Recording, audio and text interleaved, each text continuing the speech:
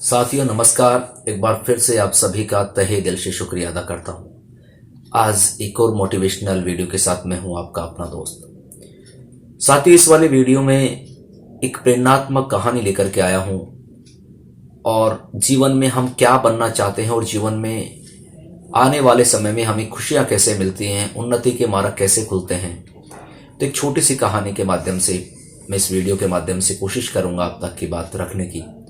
अगर ये वीडियो आपको पसंद आए तो लाइक करना ना भूलें, अपने साथियों के साथ में शेयर करना ना भूलें और साथ ही ज़्यादा से ज़्यादा हमारे वीडियोज के अपडेट का लाभ उठाने के लिए बेल आइकन के बटन को प्रेस करना ना भूलें। तो दोस्तों मैंने कहा कि जिस तरह के हमारे विचार होते हैं, जिस तरह के हम लोग कार्य करते हैं, उसी तरह का जीवन में आगे हमें फल मिलता है। और कर्म का फल कैसे मिलता है, एक छोटी सी कहानी से मैं आपको बताना चाहता हूँ।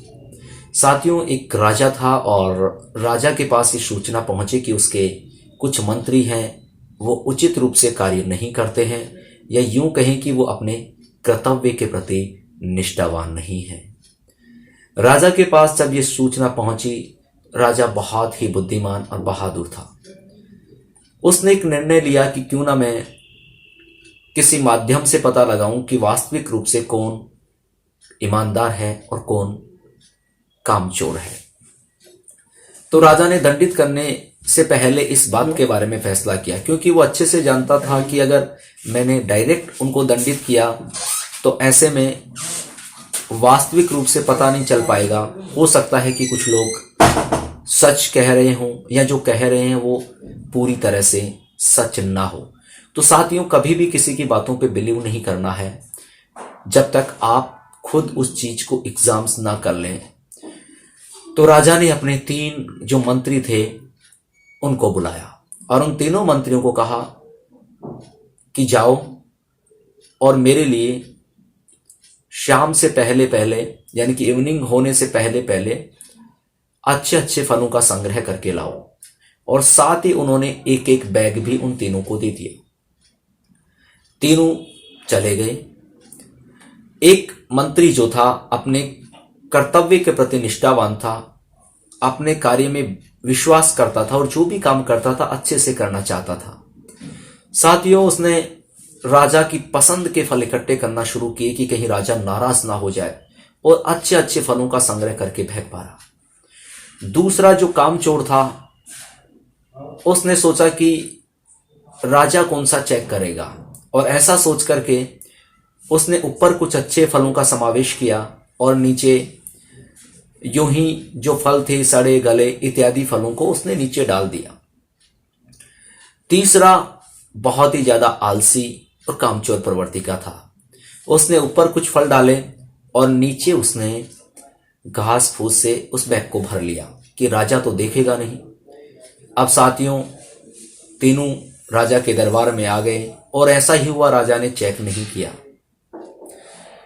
किंतु राजा ने उन तीनों को अलग अलग कमरों में कैद करवा दिया और ये कहा कि 15 दिन तक यही फल खाकर आपको जिंदा रहना है।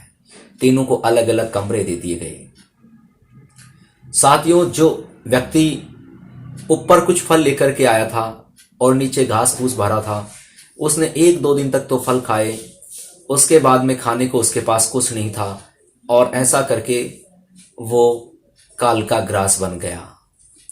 दूसरा जो थोड़ा बहुत परिश्रम करता था अर्थात पूरी तरह कामचोर नहीं था, उसको ये परिणाम मिला कि जो अच्छे फल थे वो तो उसने खा लिए, किंतु अब उसे गले सड़े फलों को ही खाने को मजबूर होना पड़ा। ऐसे हालात में उसकी तबीयत खराब हो गई। किंतु जो तीसरा व्यक्ति था जिसने राजा की पसंद के फल इकट्ठे करने की सोची और अच्छे अच्छे फलों का संग्रह करके लाया था, वो आराम से 15 दिन तक उन फलों को खाता रहा और स्वस्थ रहा, मस्त रहा। तो साथियों आप अपने कर्तव्य के प्रति अगर निष्ठावान नहीं होंगे, कोई आपको काम करते हुए देख रहा है या नहीं देख रहा ये मैटर नहीं करता। मैटर करता है कि आपको जो काम दिया गया वो आपने निष्ठा से निभाया या नहीं निभाया। इसलिए जिंदगी में इस बात का विशेष ध्यान रखें। अब जीवन आप पर निर्भर करता है कि आप सिर्फ घास फूस इकट्ठा करना चाहते हैं या अच्छे फलों का संग्रह। अर्थात जिस तरह का परिश्रम करेंगे उसी तरह का आपको फल मिलने वाला है। इसलिए जीवन में कोई भी कार्य करें उसे ईमानदारी से करें, कर्तव्य निष्ठा के साथ करें। थैंक यू गाइज, मिलते हैं नेक्स्ट वीडियो में।